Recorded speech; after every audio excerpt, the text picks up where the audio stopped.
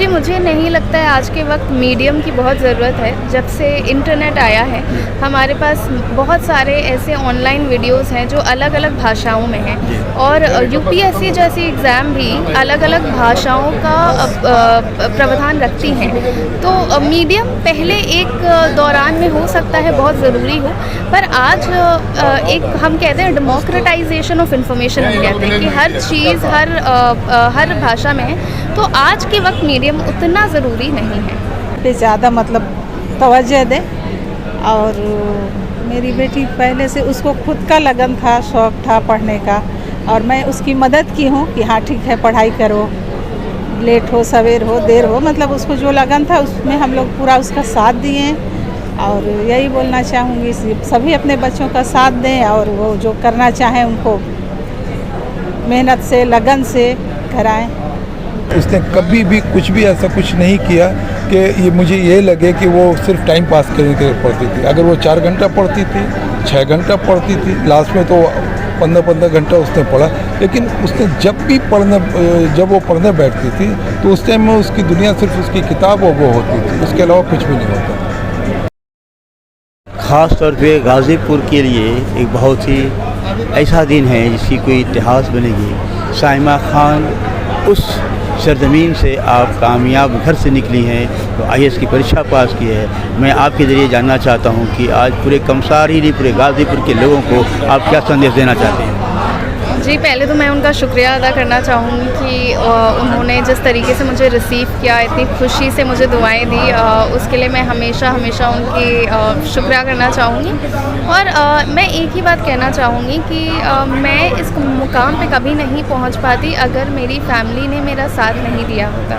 तो मैं सबको इतना ही कहना चाहूँगी कि अपने बच्चों को एक मौका दें कि जो उनका मन करे वो उसे करें और उनका साथ दें। हो सकता है उन्हें वो समझ ना आए, लेकिन एक बच्चे के साथ रहना, उसको सपोर्ट करना बहुत बड़ी बात होती है।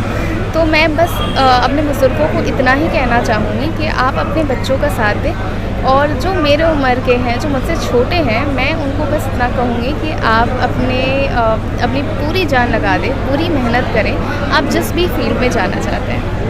मैं जानना चाहता हूँ जो बच्चियाँ ख़ास तौर पे आपके यहाँ आई हैं, हमारी बच्चियाँ ख़ास तौर पे उन्हें कहा बच्चियाँ क्या पढ़ेंगी, इन बच्चियों को कैसे मोटिव किया जाए ताकि बच्चियाँ यहाँ से पढ़ सकें? जी, यहाँ पे अच्छे स्कूल बन चुके हैं, काफ़ी अच्छे टीचर्स हैं, और मैंने अभी देखा कि काफ़ी बच्चों ने 90+ भी लाया है, तो वो सुविधाएं तो उन्हें मिल चुकी हैं। ज़रूरी है कि हम ये समझें कि पढ़ाना ज़रूरी है, सिर्फ स्कूल नहीं, कॉलेज, पोस्ट ग्रेजुएशन। तो आप बस शादी की जल्दी ना करें, हर चीज़ का एक वक्त होता है। फ़िलहाल उनकी पढ़ाई का वक्त है और आप उनको वो वक्त दें, वो फ्रीडम दें कि वो उस चीज़ को अच्छे से कर पाएँ और अच्छे से निभा पाएँ। मैं जानना चाहता हूँ आपसे कि पढ़ाई का कितना देर तक पढ़ाया जाए ताकि बच्चा काम हो सकता है? जी देखिए, सबकी अपनी एक स्ट्रैटेजी होती है, सबकी अपनी एक जर्नी होती है। मैं खुद कई बार फेल होके यहाँ पे पहुँची हूँ, तो अगर हमने ये सोचा होता कि फेलियर एंड है तो कुछ हो नहीं पाता। तो सबका अपना एक वक्त होता है, बस उसको आप वो वक्त दीजिए और बाकी सब अपने आप हो जाएगा। क्या शिक्षा में भी मीडियम भी बहुत बड़ा रोल होता है? जी, मीडियम भी, इंग्लिश मीडियम, हिंदी मीडियम जो चले हुए हैं आजकल, ज़्यादा बच्चे लोग मीडियम में जा रहे हैं। क्या मैं जानना चाहता हूँ कि मीडियम की ज़रूरत नहीं है, किसी लैंग्वेज से पढ़ाया जा सकता है? जी, मुझे नहीं लगता है आज के वक्त मीडियम की बहुत ज़रूरत है। जब से इंटरनेट आया है, हमारे पास बहुत सारे ऐसे ऑनलाइन वीडियोस हैं जो अलग-अलग भाषाओं में हैं, और यूपीएससी जैसी एग्ज़ाम भी अलग-अलग भाषाओं का प्रावधान रखती हैं। तो मीडियम पहले एक दौरान में हो सकता है बहुत ज़रूरी हो, पर आज एक हम कहते हैं डेमोक्रेटाइजेशन ऑफ इंफॉर्मेशन हम कहते हैं कि हर चीज़ हर भाषा में है, तो आज के वक्त मीडियम उतना ज़रूरी नहीं है। Thank you. हमसे बात करने बहुत बहुत शुक्रिया, क्योंकि आपने एक ऐसी चीज़ बताया है जो आजकल चला हुआ है कि मीडियम कुछ नहीं, ख़ास तौर पे इंग्लिश मीडियम का एक बहुत बड़ा लोग चला रहे हैं। लेकिन आज तक तो ये है कि हम आज आपको किसी भी इसमें भी कामयाबी हासिल कर सकते हैं बिना मीडियम के भी। हम सिर्फ ज़रूर उस बच्चे या बच्ची को जुनून होना चाहिए। मैं भी बात कर रहा हूँ साइमा की माँ से। मैं ये जानना चाहता हूँ आपसे कि जो इम्तहान आपकी बच्ची पास की है और बच्चियों को उनकी माँ को उन बच्चियों को क्या संदेश देना चाहते हैं, क्योंकि आपको तमाम किस तरह से अपने बच्ची को कामयाब करने की कोशिश की है, तमाम हमारी बच्चियों को भी जानकारी हो जाए, कौम की, पूरे भारत के लोगों को। मैं सबको यही बोलना चाहूँगी कि अपने बच्चों को पढ़ाने पे ज़्यादा मतलब तवज्जो दें।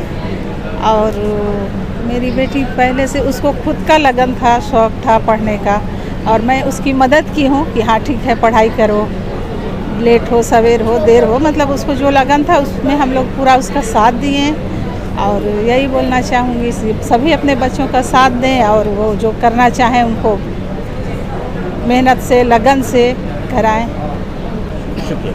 इस वक्त मुलाकात हो रही है उस सरजमीन की धरती से, रहने वाले तो इस गाज़ीपुर शहीदी धरती, लेकिन जहां आप रहते हैं कोलकाता, और कोलकाता हमारा भी निवास स्थान है, और जहां पे लोग जो भारत के अन्य प्रांत के लोग आज सोचते हैं, कोलकाता के लोग आज सोचते हैं, दूसरे प्रांत के लोग कल सोचते हैं, उसी सरजमीन से आप आए हैं। मैं ये जानना चाहता हूँ कि आपने इस बच्ची की तालीम के लिए इतना बड़ा सोच कैसे रखा? क्योंकि इनकी तालीम के लिए मैंने सिर्फ सोच रखा था। मैंने जब ये क्लास 12 की थी तो मैंने कहा था कि आपको यूपीएससी के एग्ज़ाम से इसको क्लियर करना है, ये करना, इसमें ये आता है। तो और बाकी लोग मेडिकल और इंजीनियरिंग के लिए कह रहे थे, तो उसने कहा नहीं पापा आपने जो सोचा मैं वही करूँगी। मैंने कहा कि ये टफ़ है बट अचीव कर सकती है।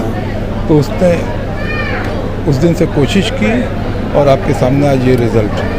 जब बच्ची फेल होती थी, आगे कहती थी आपके सामने कि पापा मैं फेल हो गई हूँ, नाकामयाब हूँ, उस समय आपको क्या महसूस होता था? और आइंदा हमारी कौम के और हमारे पूरे समाज के बच्चों को क्या संदेश देना चाहते? नहीं, मैं हंसता था जब वो फेल होती थी, तो मैं हंसता था, मैं कभी उदास नहीं हुआ, क्योंकि मुझे यकीन था कि वो क्रैक कर जाएगी, और मैं 100% यकीन था कि वो बहुत अच्छे रैंक से क्रैक करेगी। और इतना ज़्यादा मुझे कॉन्फिडेंस था कि वो 2 बार जब वो नहीं निकाल पाई तो मैं बोला कि ये इस बार तुम्हारा निकल जाएगा। इस बार उसने निकाल लिया था, क्योंकि इसके और 2 अभी अटेम्प्ट्स बाकी हैं। तो मुझे कॉन्फिडेंस था कि इसमें ऐसा ही होता है कि चौथे में, 5वें में बहुत लकी लोग होते हैं कि फर्स्ट सेकंड में निकलता है, बट मैक्सिमम चौथे, 5वें, 6वें में ही निकलता है। तो मुझे मालूम था कि अब ये स्टेज आ गया कि शी विल क्रैक, और उसने क्रैक किया। आपके द्वारा मैं जानना चाहता हूँ, कमसार के भी रहने वाले हैं, कलकत्ता भी रहने वाले हैं, और ख़ासतौर खिदरपुर में रहते हैं, आप हैं अलीपुर में रहते हैं, इन तमाम क्षेत्र के लोगों को आप संदेश क्या देना चाहते हैं? मैं ये संदेश देना चाहता हूँ, यही बताना चाहता हूँ कि साइमा से बहुत ज़्यादा टैलेंटेड बच्चियाँ यहाँ पढ़ रहे हैं, उनसे ज़्यादा टैलेंट के लोग हैं। बस उनके टैलेंट को, उनके मदर को, फादर को पॉलिश कर देना है, और अगर वो पॉलिश कर लेंगे तो आप देखिएगा सैकड़ों की तादाद में यहाँ से साइमा जैसी बच्चे और बच्चियाँ निकलेंगे। पढ़ाई का क्या बच्ची का तरीका था पढ़ने का? पढ़ाई का उसका सिर्फ एक ही तरीका था, वो जब भी पढ़ती थी कंक्रीट पढ़ती थी, ईमानदारी से पढ़ती थी, और पढ़ाई के दौरान उसने कभी भी कुछ भी ऐसा कुछ नहीं किया कि ये मुझे ये लगे कि वो सिर्फ टाइम पास करने के लिए पढ़ती थी। अगर वो 4 घंटा पढ़ती थी, 6 घंटा पढ़ती थी, लास्ट में तो 15-15 घंटा उसने पढ़ा। लेकिन उसने जब वो पढ़ने बैठती थी तो उस टाइम में उसकी दुनिया सिर्फ उसकी किताब और वो होती थी, उसके अलावा कुछ भी नहीं होता। आज के ज़रिए से मैं पूरे ख़ास तौर पर कलकत्ता और गाज़ीपुर के लोगों को ये संदेश देना चाहता हूँ, ख़ास साइमा खान जो ख़ास तौर पर खिदरपुर में बच्ची रहती है, और हमारा भी ताल्लुक़ उसी इलाके से है। तमाम खिदरपुर का भी इलाका एक मुस्लिम इलाका है, यहाँ की बच्चियाँ पढ़ करके पूरे हिंदुस्तान से और पूरे जनपद गाज़ीपुर से नाम रोशन करेंगी। साइमा खान का एक रोल ऑफ मॉडल बनाएं बच्चियाँ, यकीनन कामयाब होंगी। 72 न्यूज़ के लिए जावेद बिन अली की विशेष रिपोर्ट।